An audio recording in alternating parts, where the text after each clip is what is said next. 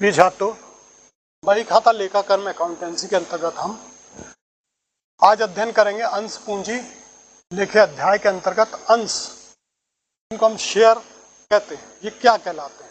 अंश क्या है, शेयर क्या है?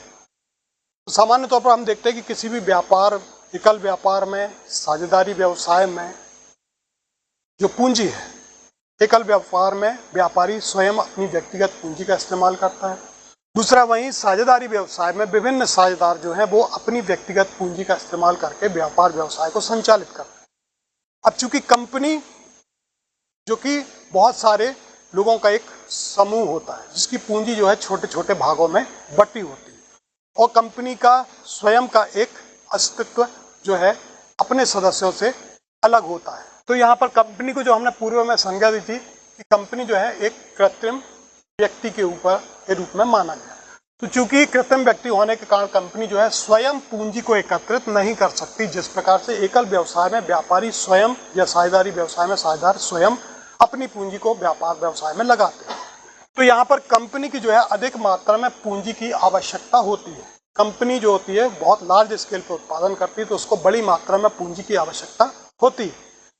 अब ये पूंजी जो है वो कुछ व्यक्तियों से एकत्रित करती है। यहाँ कंपनी की जो पूंजी है वो छोटे छोटे भागों में बटी होती है, और यही छोटे छोटे भाग की पूंजी जो है कंपनी की अंश पूंजी कहलाती है।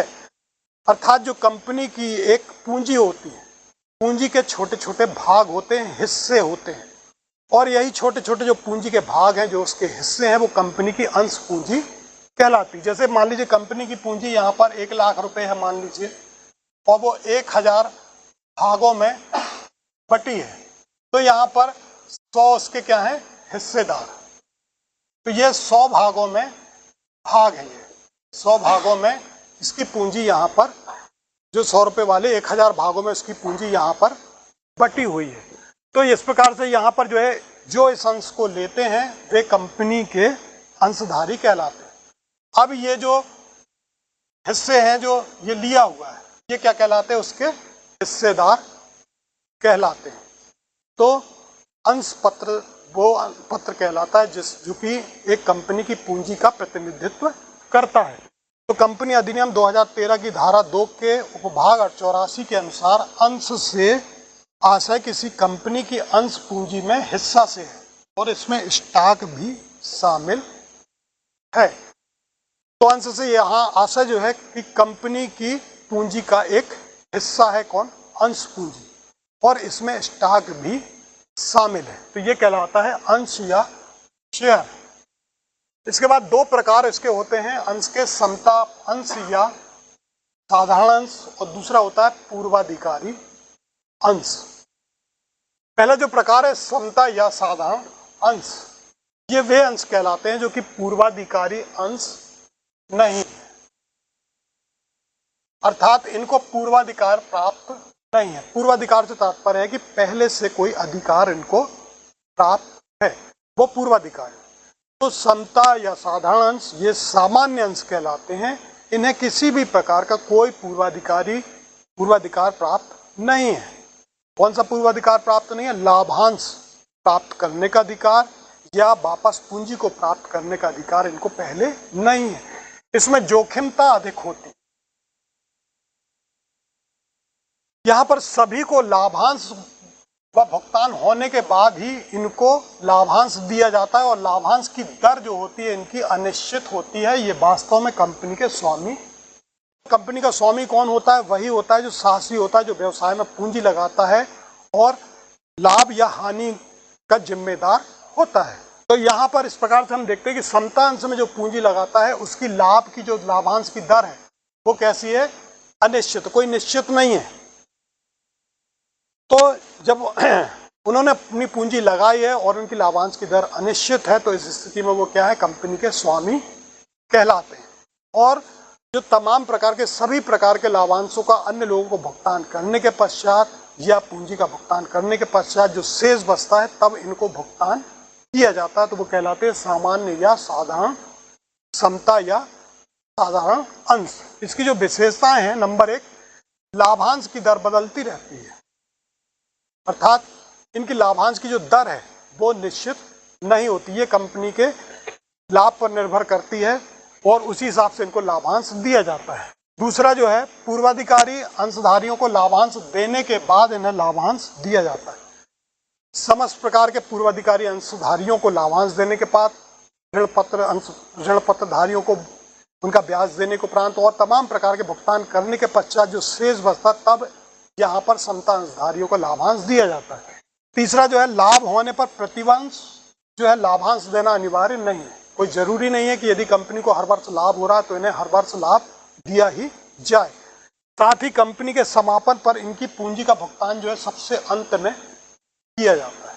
समस्त प्रकार के दायित्वों का भुगतान करने के पश्चात जो है समापन के समय सबसे अंत में समता अंशधारियों की पूंजी की वापसी होती है। फिर ये जो है कंपनी के वास्तविक स्वामी होते हैं।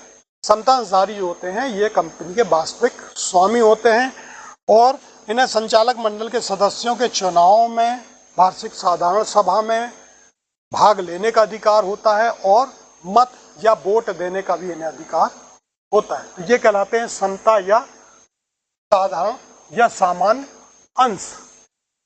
इसी से जुड़ा हुआ शब्द जो है स्टॉक या स्कंध।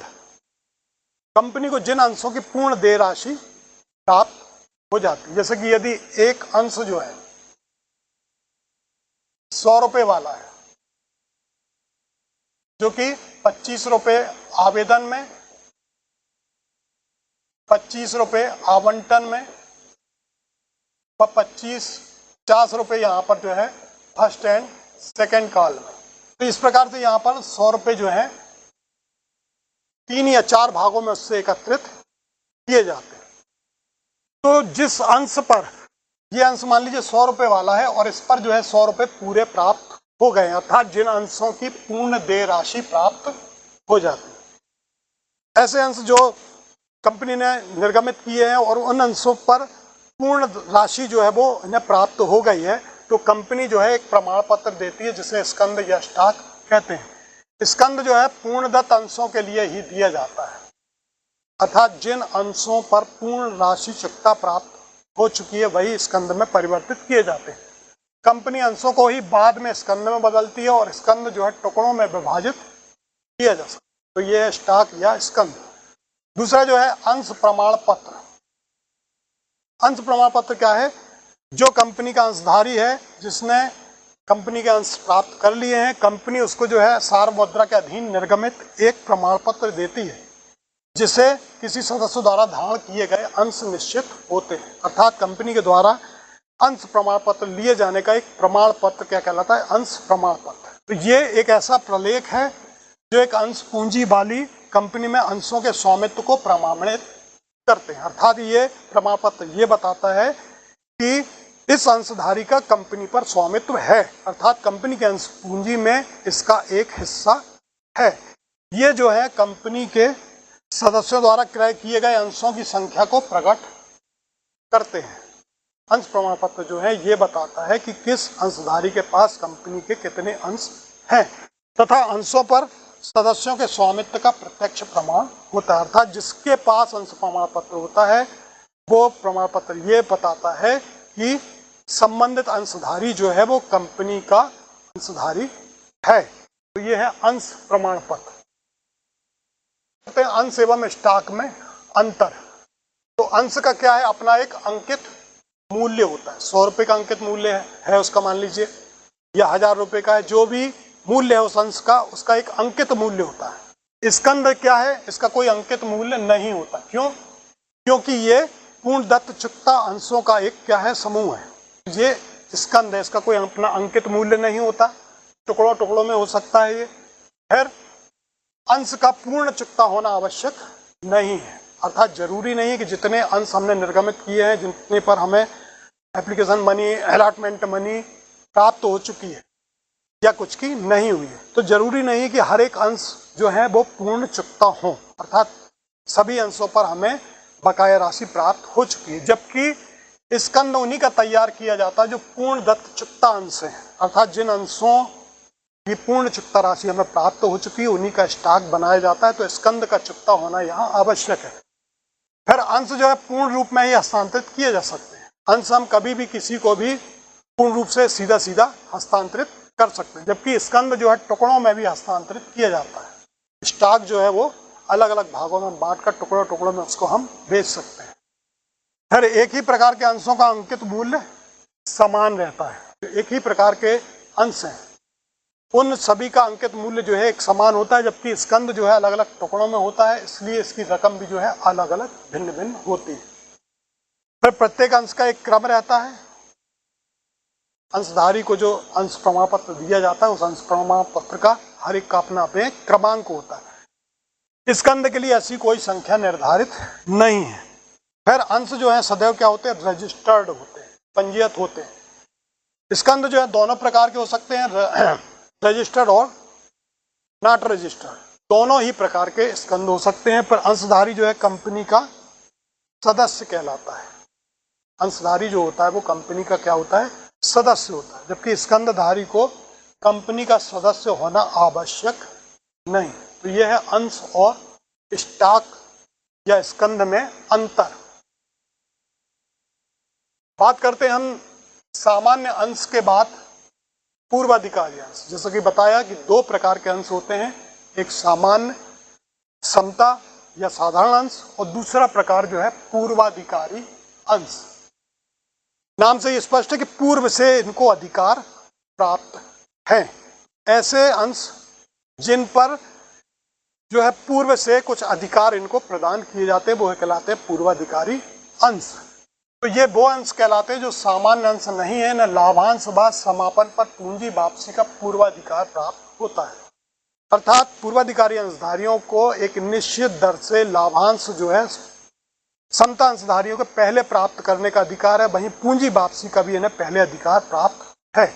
इन्हें सर्वप्रथम निर्धारित दर से लाभांश देने के बाद ही समता अंशधारियों को भुगतान किया जाता है। इन्हें जो है लाभांश सबसे पहले हम इन्हें लाभांश प्रदान करते हैं, पूर्वाधिकारी अंशधारियों को प्रदान करते हैं, उसके पश्चात फिर समता अंशधारियों को भुगतान किया जाता है।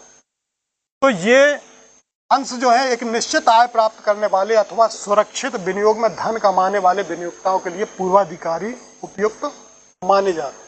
जिस प्रकार से यदि हम बैंक में एफडी वगैरह जमा करते हैं तो एक निश्चित आय जो है एक निश्चित समय पर हमें बैंक से प्राप्त होती है और वो पैसा हमारा सुरक्षित भी रहता है। ठीक इसी प्रकार से यहाँ पर जो पूर्वाधिकारी अंश है ये एक प्रकार के सुरक्षित अंश पत्र कहलाते हैं। भले ही इसमें प्राप्त आय या लाभांश जो है वो हमें समता अंश की तुलना में कम प्राप्त होता है, लेकिन ये सुरक्षित होते हैं। तो इसमें जो एक निश्चित दर से हमें लाभांश प्राप्त होता है, निश्चित समय पर प्राप्त होता है, और ऐसे लोग जो अपने विनियोग को सुरक्षित रखना चाहते हैं, निश्चित दर से आय प्राप्त करना चाहते हैं, उनके लिए पूर्वाधिकारी अंश जो है सुरक्षित या उचित रहते हैं। इसकी विशेषताएं जो देखें हम, अन्य अंशधारियों की तुलना में पहले लाभांश दिया जाता है। दूसरा जो है लाभांश की दर प्रायः पूर्व में निश्चित होती है, जैसे 10% पूर्वाधिकारी अंश। इसका मतलब यह है कि 100 रुपये का यदि पूर्वाधिकारी अंश है तो 10% मतलब उसको 100 रुपये में 10 रुपये जो है निश्चित दर से उसको लाभांश दिया ही दिया जाएगा। तो ये क्या है, पूर्व से निश्चित होता है। फिर कंपनी को उन्हीं प्रस्तावों पर मत दे सकता है जिनसे वो संबंध, चूंकि पूर्वाधिकारी अंशधारी जो है कंपनी के स्वामी नहीं कहलाते, इन्हें सामान्य सभा में बैठक में भाग लेने का भी अधिकार प्राप्त नहीं है, लेकिन ये कंपनी की सभा में अपने प्रस्ताव से जुड़े हुए मैटर पर अपना मत दे सकते हैं जिनका उनसे संबंध है। फिर कंपनी के समापन पर पूंजी वापसी समता अंशधारियों के पूर्व होती है।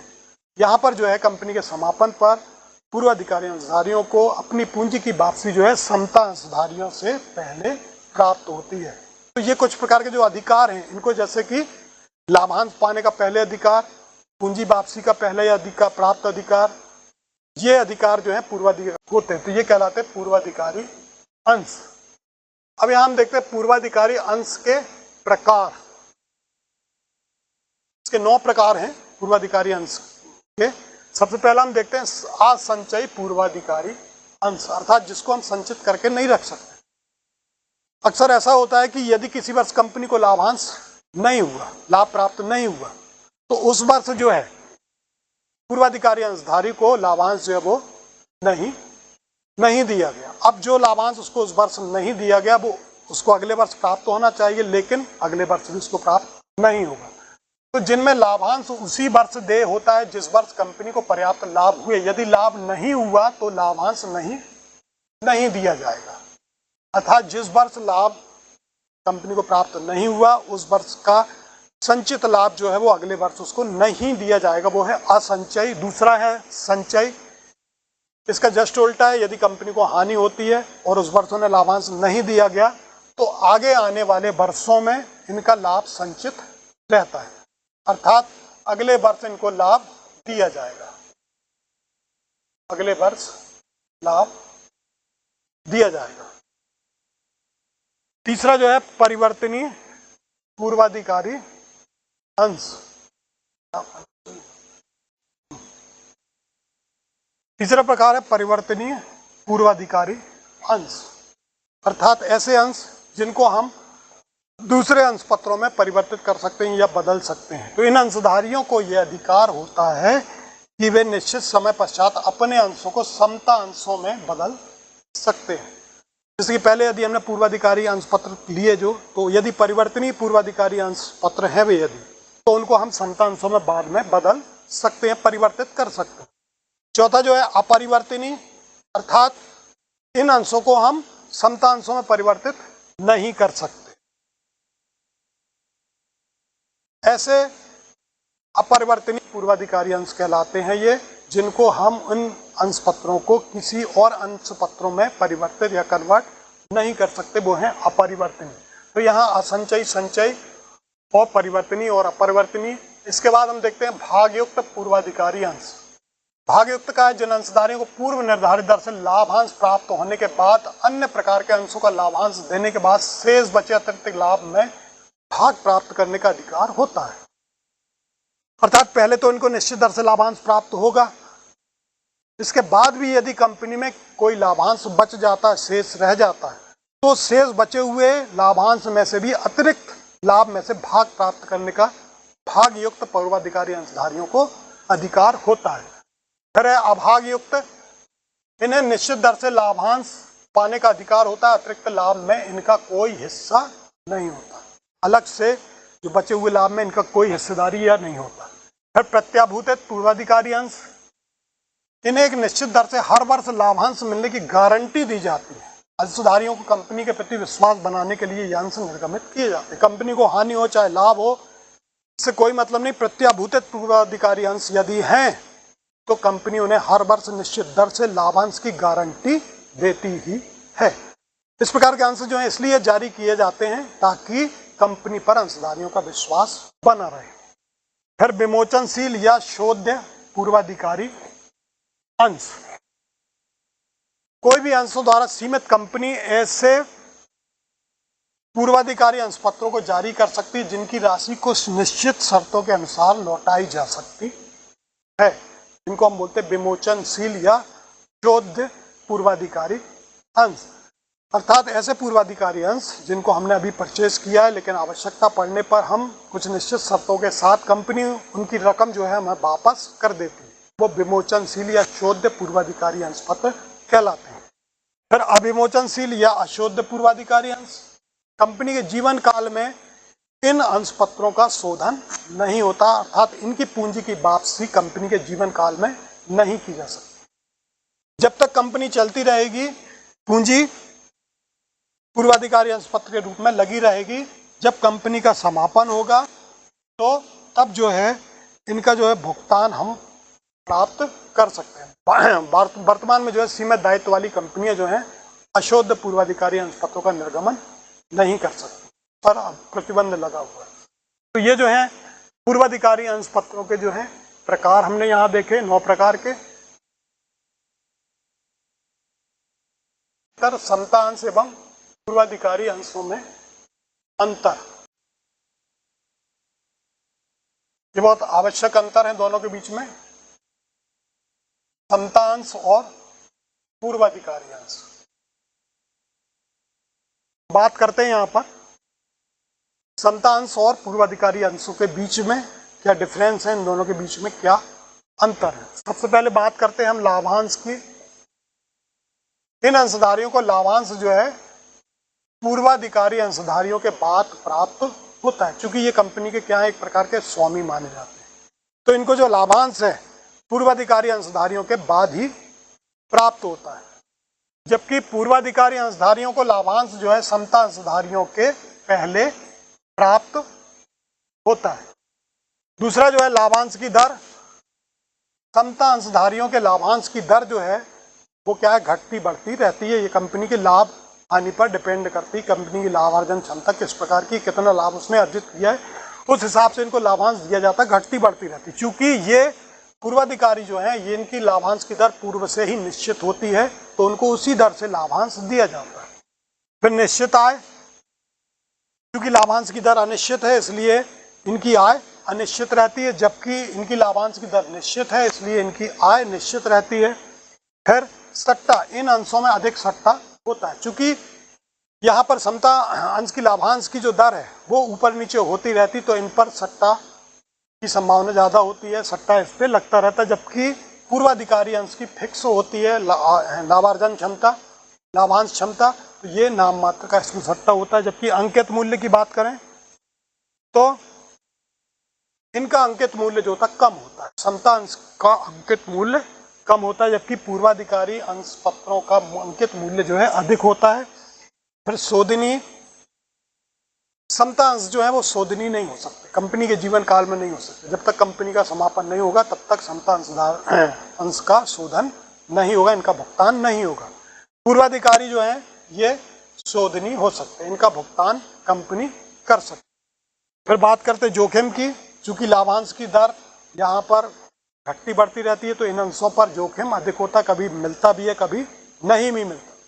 पूर्वाधिकारी में जो है अंशों पर जोखिम कम होता है, क्योंकि इसमें निर्धारित दर से लाभांश प्राप्त होता है।